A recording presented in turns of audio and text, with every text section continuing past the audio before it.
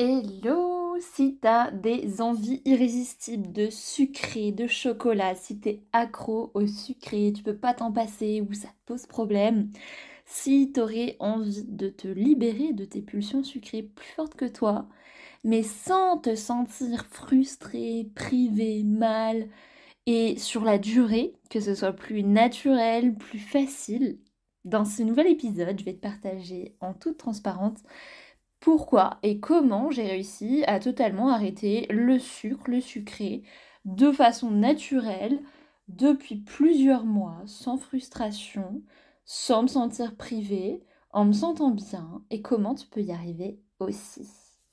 Je vais te partager mes 7 secrets.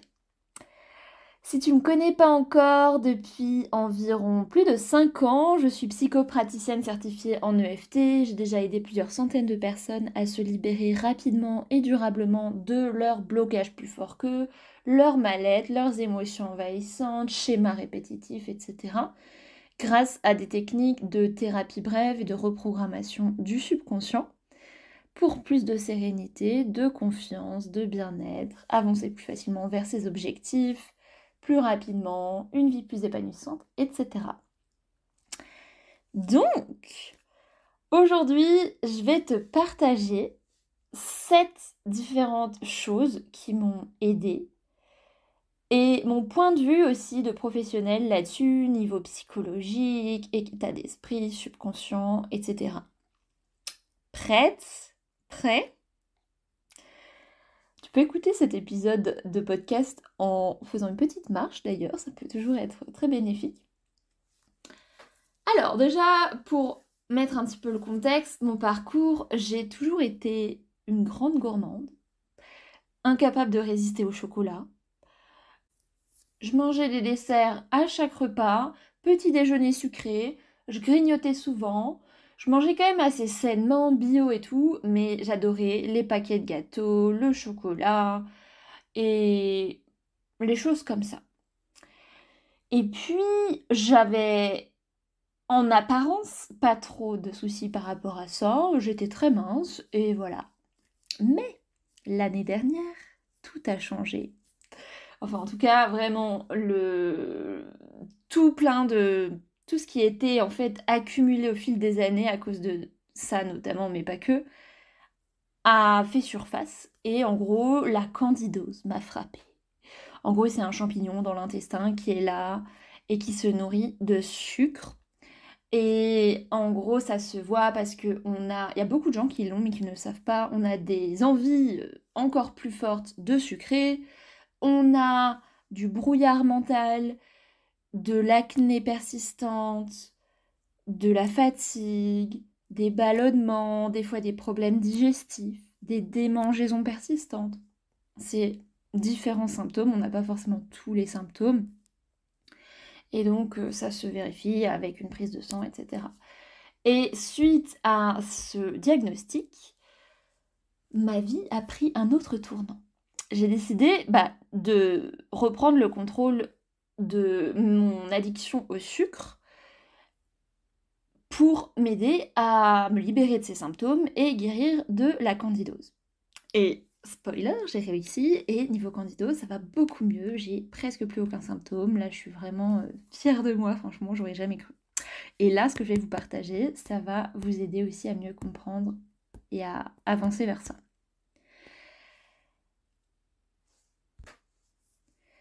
Donc, comme je le disais, je crois, pour aider à guérir de candidose, il faut suivre un régime assez particulier, notamment sans sucre.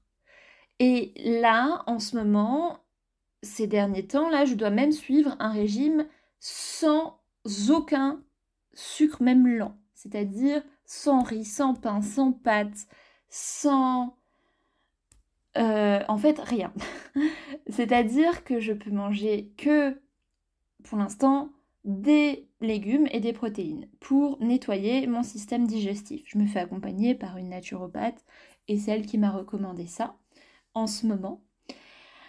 Donc, légumes non féculents, par exemple haricots, épinards, brocolis, choux, blettes, machin, et protéines animales, parce que les protéines végétales, ça peut être pas du tout digérable, et faire ballonner encore plus, etc. Donc là, c'est viande, poulet, bœuf, maquereau, crevettes, saumon, des fois. Et pourtant, j'étais un peu végane, enfin plutôt, j'essayais de manger le moins possible de protéines animales, mais bref. Et les œufs aussi, bien sûr, j'en prends beaucoup. Et j'ai le droit que environ 2 fois par semaine aux féculents. Mais bon, c'est provisoire. Mais bref, et là, tout le monde m'a dit, mais comment tu fais? Tous mes proches m'ont dit, mais moi je pourrais jamais. On m'a dit, mais si t'appliquais ces 7 secrets, tu pourrais. Moi, j'ai pu, tu pourrais aussi. Et toi aussi, et toi. Mais, disclaimer, c'est pas un régime qui est adapté à tout le monde. Il n'y a pas besoin de suivre un régime aussi strict que moi, surtout si on n'a pas de candidose. Si c'est juste pour mincir ou pour te sentir mieux dans ta peau, pour avoir une plus belle peau, pour des questions de bien-être ou autres, t'as pas besoin de suivre un régime aussi strict. Et voilà, il faut quand même faire attention parce que des fois ça peut créer des troubles du comportement alimentaire et tout. Mais les conseils que je vais te partager vont aussi aider à aller dans ce sens-là et à pas être dans une démarche de privation extrême sans travailler sur les causes profondes de l'envie. Parce qu'effectivement, après, ça peut mener à des troubles de l'alimentation, donc les TCA, le boulimie, etc. Parce que des fois, quand on prive notre corps sans travailler vraiment sur ce qui se cache derrière, oui, ça peut... il peut y avoir vraiment soit des compensations, on va compenser avec autre chose de malsain, par exemple la cigarette, et c'est ce qui se passe souvent quand les gens arrêtent de fumer, et ben ils compensent sur l'alimentation, bref.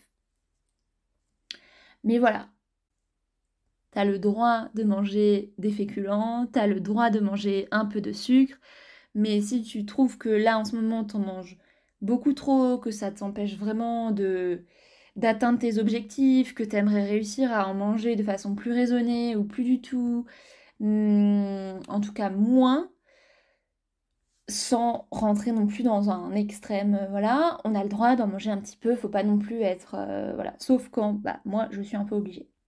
Mais, voilà, petit disclaimer fait, t'as le droit de manger pas tout le temps que des trucs sains. On dit souvent c'est 80-20, 80% du temps sain, qui peut être très bon aussi, et 20% ce que tu veux, des choses aussi plus sucrées, etc. Tant que c'est équilibré et que c'est que 20% du temps. Mais bref. Donc, prêt pour mes 7 astuces naturelles, 7 stratégies, 7 conseils, 7 secrets pour arrêter ou diminuer le sucre facilement, sans effort, naturellement et sur le long terme. On va commencer par un principe de biohacking. Le biohacking, c'est le fait de hacker sa biologie. On peut vraiment, grâce à certaines stratégies, hacker sa biologie et ça peut aider à avoir plus d'énergie, moins de fringales, moins de grignotage, sucré, moins d'humeur changeante, etc. Et un des grands conseils en biohacking qui m'a beaucoup aidé par rapport au sucre, c'est de prendre des petits déjeuners protéinés et salés. Parce que quand on prend des petits déjeuners sucrés, ou même avec genre du porridge ou des choses comme ça peut faire qu'on ait un grand pic de glycémie. Et selon le biohacking, quand on a ce pic de glycémie, ça va faire que dans les environ 2 heures qui vont suivre, on va avoir une grosse baisse d'énergie, une fringale, envie de grignoter, souvent de manger sucré. On va pas trop se sentir bien. Et puis voilà, comme dit, ça n'aide pas par rapport au sucre. Donc, petit déjeuner protéiné salé, c'est par exemple des œufs, des protéines comme du jambon, des protéines, ça peut aussi être comme tu mangerais un peu pendant un repas normal. Des fois, je me mange des repas normaux, entre guillemets, pendant le petit déjeuner. Et c'est bien aussi de mettre un peu de fibres, par exemple. Ça peut être des légumes. Moi, je mange des fois des haricots verts, les épinards, des choses comme ça, ou des avocats. Ça, c'est plutôt des bons gras. Et ça aide énormément. Et ça a aidé déjà plein de gens aussi à avoir moins d'envie de sucrer tout au long de la journée et même à avoir moins envie de grignoter, moins faim, etc. D'ailleurs, les protéines dans les repas en général, même le midi, c'est très intéressant pour cette même raison et pour plein d'autres raisons. Mais ça aide vraiment à être plus calé, à avoir moins de pics de glycémie, à avoir moins envie de sucrer. Sauf éventuellement au repas du soir, c'est ma naturopathe qui m'a dit ça parce que si on veut réussir à bien dormir, ça peut être intéressant de tester une alimentation où on mange peu de protéines le soir, mais plutôt un repas plus léger avec des légumes. Ça, c'est le premier conseil, la première stratégie par rapport aux protéines. Deuxième stratégie, il n'y a pas vraiment d'ordre, hein, mais la dernière stratégie, c'est la plus transformatrice. Je trouve qu'elle aide vraiment encore plus. Deuxième stratégie, ce serait, ce qui moi m'a beaucoup aidé, d'avoir un grand pourquoi. Une source de motivation, un grand pourquoi. Pourquoi je veux arrêter de manger du sucre? Pourquoi c'est important? Et aussi que notre problème soit source d'une grosse douleur. Parce que, en fait, il y a un principe, c'est le principe de la balance plaisir-douleur.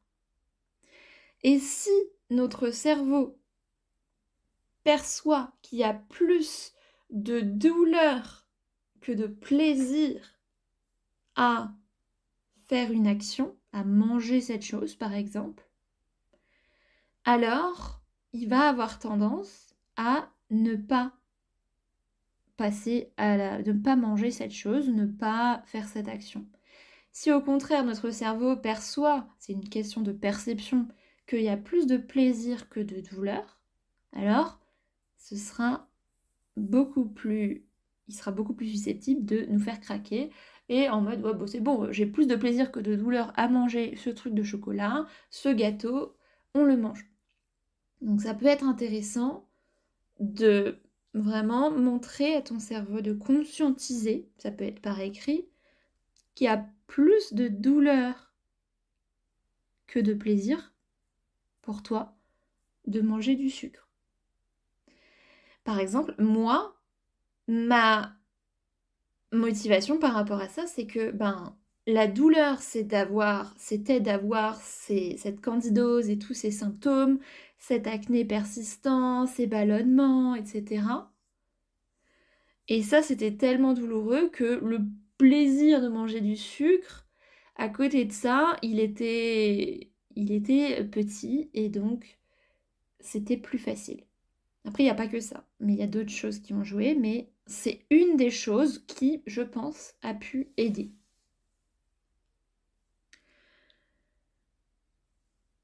Moi, mon pourquoi, c'est pour avoir à nouveau une pleine santé, pour mincir, pour avoir une belle peau, pour guérir, pour que tout ce travail que j'ai fait jusqu'alors porte ses fruits. Ça, je pense que c'est une grosse source de motivation aussi, c'est que je me dis j'ai fait tellement d'efforts pendant tout ce temps que je vais pas gâcher tout en remangeant du sucre. Parce que quand on remange du sucre, ça nourrit ce champignon et donc c'est reparti. Ce qui m'a aidé aussi, c'est d'être suivie, d'être accompagnée par une professionnelle. J'en ai même vu plusieurs, que ce soit des naturopathes qui sont vraiment concentrés, spécialisés dans tout ce qui est nutrition et biologie, si on pourrait dire. Mais aussi, je me suis fait accompagner sur le plan émotionnel, inconscient, énergétique. Derrière pour travailler sur ce qui se cachait derrière la candidose notamment, derrière mes symptômes, parce que nos symptômes ne sont souvent pas là par hasard, ne sont souvent pas là pour rien. La plupart des maladies, des symptômes physiques, sont là parce qu'il y a une origine énergétique, émotionnelle. Ce que Lise Bourbeau dit aussi beaucoup, c'est que quand notre système a atteint sa limite par rapport à une attitude intérieure qui ne lui est pas bénéfique, alors ça se traduit, ça se reflète sur le plan physique. Comme un peu un voyant rouge sur le tableau de bord d'une voiture. Il y a souvent une cause énergétique, une cause émotionnelle, inconsciente ou même spirituelle derrière nos problématiques physiques. Et c'est pour ça que des fois, même si on se fait suivre par une naturopathe, même si on mange super bien, même si on prend, je sais pas, des médicaments ou autres, et ben des fois ça a tendance à toujours revenir. Une des raisons. Donc Lise Bourbeau en parle beaucoup, Jacques Martel aussi, ils ont même des dictionnaires de décodage de malaise et maladies. Donc c'est important de prendre en compte le physique, le plan physique, en travaillant sur l'alimentation, mais aussi le style de vie, machin, le sommeil, le repos, l'hydratation, le fait de sortir dehors, prendre l'air, voir la lumière du jour, machin, donc ça c'est le plan physique, mais aussi le plan émotionnel, énergétique, etc., pour avoir une guérison plus profonde et durable. Aussi, ce qui m'a beaucoup aidé par rapport à mon nouveau type d'alimentation, sans sucre, et très strict, là encore plus en ce moment, c'est de trouver des alternatives. Donc, par exemple, ça peut être les oléagineux, les amandes, les noisettes, les beurres d'amande, beurre de sésame, etc. Et les choses qui aident à ce qu'il y ait un bon goût, une bonne texture. Par exemple, ça peut être la crème de coco, l'ail en semoule, vous savez, en pot à épices, les olives, les artichauts en bocaux, l'eau de coco, la poudre de coco ou les... Ouais, le cacao à 100% en poudre, les graines de chia. On peut faire des puddings de chia, par exemple. La graine de chia, c'est très riche en, je crois, oméga 3. Enfin, en tout cas, c'est très bon.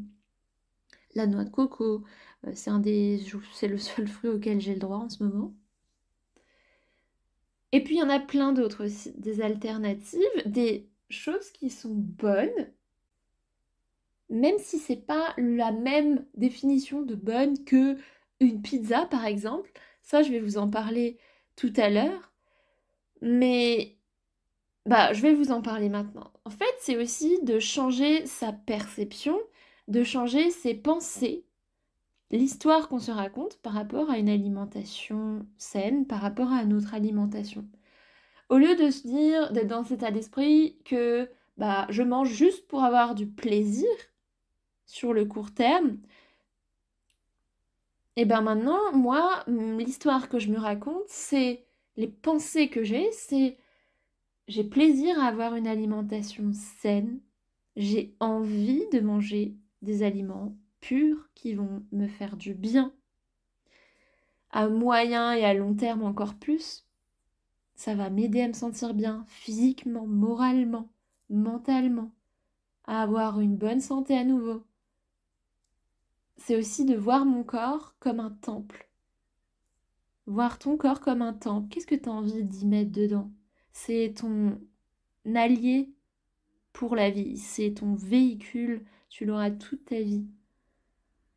C'est important d'être conscient de qu'est-ce que tu lui donnes. Qu'est-ce que tu donnes comme carburant à ton véhicule?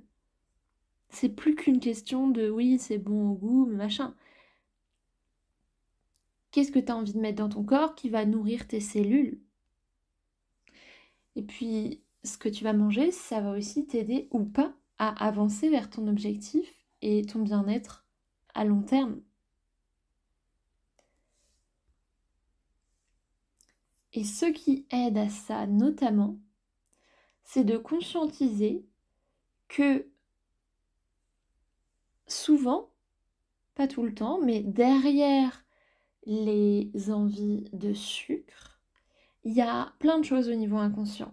Ça peut être parce que, et là, c'est pas que par rapport aux envies de sucre d'ailleurs, ça peut être par rapport à d'autres types d'aliments, même la cigarette, etc. Il peut y avoir le besoin de fuir un mal-être, fuir un vide, un inconfort, ou le besoin, ou une émotion, ou un ennui, etc. Donc, fuir un mal-être, ou combler un besoin qui n'est pas comblé sinon. Par exemple, ça peut être un moyen de combler un besoin de plaisir, de réconfort, de douceur, ou autre, d'apaisement, de récompense, de pause. Et une question qui peut être intéressante à se poser, c'est de quoi j'ai besoin que je pense que manger sain peut m'apporter? De plaisir, de réconfort, de douceur, d'amour, de stimulation, d'épanouissement, de quoi? C'est pas forcément évident, je sais, d'y répondre. Mais moi, ce qui m'a beaucoup aidé donc par rapport à ça, déjà ce que j'avais l'habitude de faire, c'est vraiment de chercher, quand j'ai des émotions, un mal-être, de chercher vraiment à ressentir ça pleinement, l'accueillir et faire de l'EFT ou Psyche par exemple dessus pour prendre en compte cette émotion, processer tout ça et libérer cet inconfort. Et si vraiment je sens que c'est trop, que j'y arrive pas seule ou que j'ai besoin de soutien, faire appel à une professionnelle, me faire accompagner. Et par rapport au fait de répondre plus à nos besoins, moi ce qui m'a beaucoup aidé, après je sais pas si ça rentre en compte ou pas, mais je te le partage quand même, c'est que comme moi je suis à mon compte, je suis souvent chez moi en travaillant en visio. Et avant, j'avais vraiment cette habitude d'être en mode go, go, go, je travaille, j'avance, qu'on n'a pas le temps d'aller sortir, d'aller se distraire, faire du sport, aller trop voir des amis, machin. Et en fait, maintenant, je m'autorise beaucoup plus à aller, par exemple, le matin au sport, au yoga, au pilates, musculation, à sortir, par exemple, travailler dans un café, changer de cadre de travail, avoir plus d'amis, apprendre dès le matin, dès les premiers moments de la journée, quelques minutes, la lumière du jour, en marchant quelques minutes. Ça, c'est super intéressant d'ailleurs. C'est pas directement le sujet du sucre et tout, mais ça a vraiment aidé aussi à ça m'a vraiment aidé à avoir plus d'énergie et une humeur plus stable, un meilleur moral. C'est vraiment génial ça. Il y a plein de gens qui le recommandent aussi de prendre au moins 10 minutes la lumière du jour dès le matin en allant marcher quelques minutes, même s'il n'y a pas de soleil. Déjà, quand on marche, c'est sous-coté la marche, il y a plein de bienfaits, mais en plus, la lumière du jour, ça aide à régler le rythme circadien, je crois que ça s'appelle, ou le système circadien, à informer notre corps que c'est le jour, il est temps d'activer les hormones de cortisol bénéfiques, c'est-à-dire l'énergie, etc. Il est temps de se réveiller. Donc, ces différentes actions, et d'autres aussi, m'ont aidé à me sentir plus épanouie dans mon quotidien, plus productive, contrairement à ce que j'aurais cru avant, qu'il fallait absolument tout le temps travailler, travailler.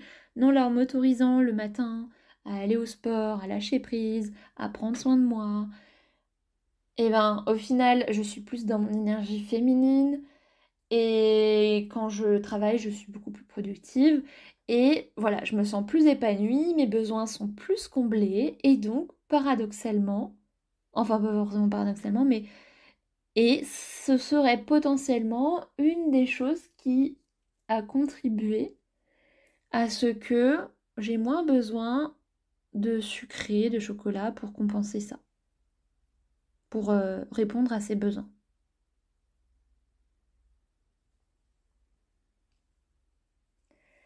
Et maintenant, dernière stratégie, last but not least, une des plus puissantes, c'est de travailler sur la reprogrammation du subconscient grâce à l'EFT.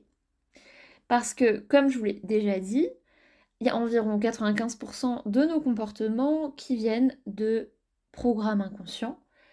Et consciemment, on veut réussir à faire telle chose, mais des fois, c'est tellement difficile, ou en tout cas de le tenir sur la durée, parce que notre subconscient n'est pas aligné avec ça.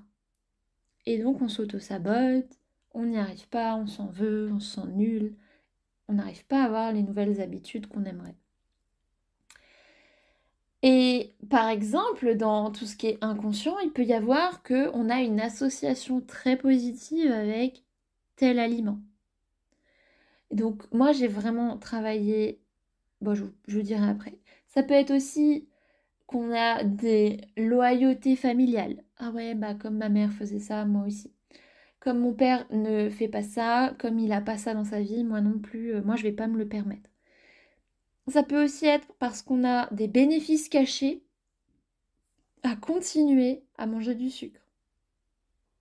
C'est-à-dire qu'inconsciemment, on aurait peur que si on arrête le sucre, il se passe quelque chose de négatif.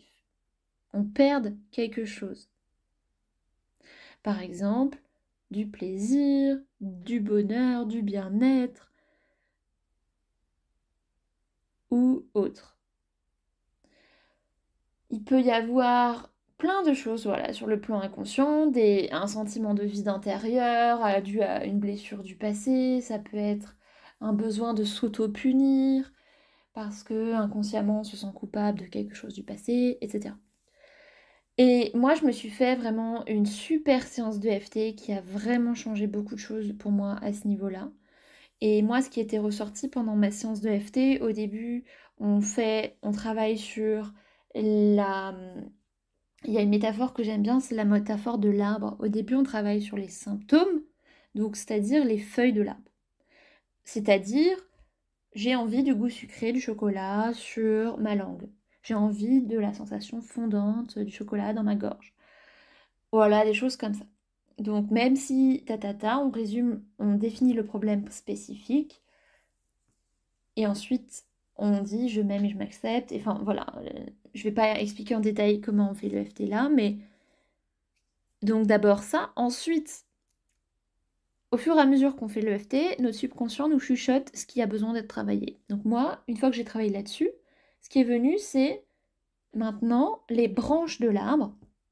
On va de plus en plus en profondeur, ça symbolise les émotions. Après le symptôme, les émotions.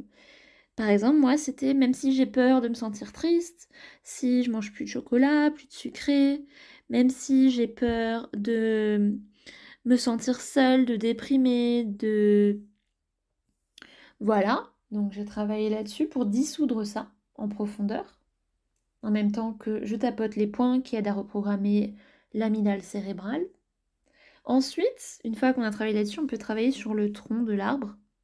Le tronc, c'est plutôt les événements ou les traumatismes. Ah ouais, là, ce qui m'est venu, c'est que, ah ouais, ça me rappelle en fait tous les bons moments qu'on passait avec ma mère. Les meilleurs moments presque qu'on passait avec ma mère, c'est quand il y avait du chocolat, du sucré.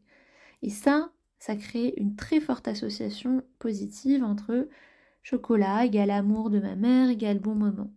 Et très souvent, même des gens qui sont accros, par exemple, à la crème glacée, aux chips, etc., c'est par exemple une personne qui avait très peu d'amour de son père et un jour elle était à l'hôpital et son père était venu et il lui avait amené un pot de crème glacée. Et depuis ce jour, cette personne adore la crème glacée, elle ne peut plus s'en passer. Et elle n'avait pas conscience que ça venait de là. Et quand on travaille là-dessus, après, l'addiction plus forte que nous à cet aliment disparaît.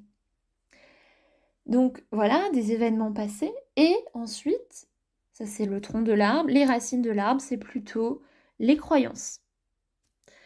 C'est-à-dire, par exemple, moi j'ai travaillé sur j'ai besoin de sucre pour me sentir bien.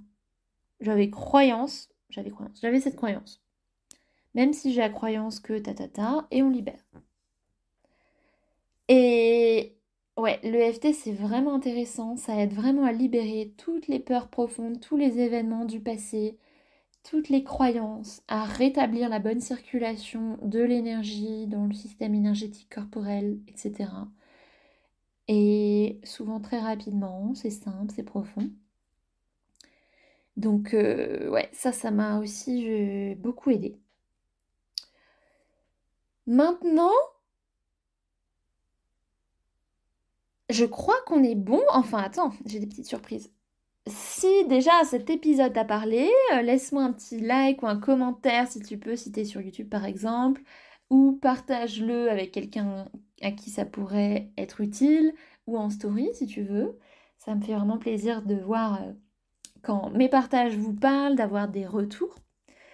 Si t'es prête à te libérer en profondeur de tes résistances inconscientes, à arrêter ou à vraiment diminuer durablement le sucre, j'ai organisé récemment un atelier d'1h30 en ligne qui aide à ça grâce à la technique EFT et tu peux y accéder pour seulement 29 €.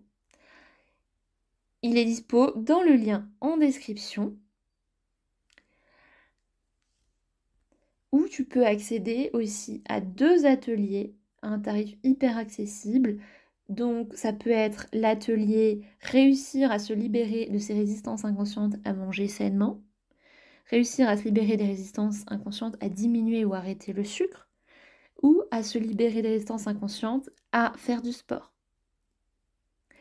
Donc voilà, tu peux avoir aussi un petit pack de 2 avec un tarif hyper accessible.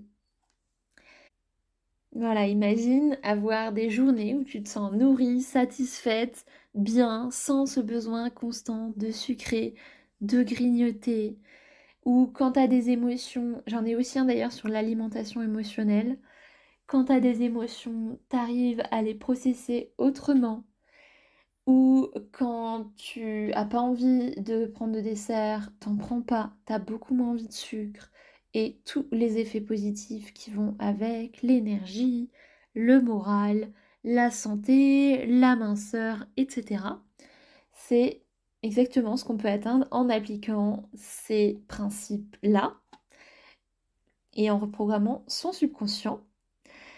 Si tu veux être tenu au courant de mes meilleurs conseils, mes bons plans, mes actus, tu peux t'inscrire à la newsletter, à ma newsletter en cliquant sur un des liens dans la description. J'organise aussi des fois des ateliers de découverte de l'EFT et d'autres ateliers.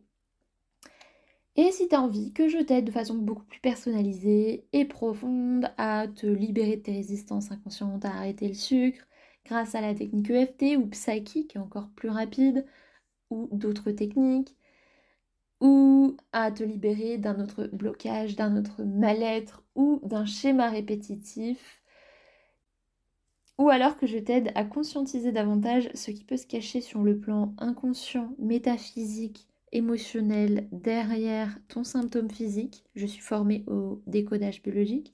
C'est possible, tu peux cliquer sur un des liens en description.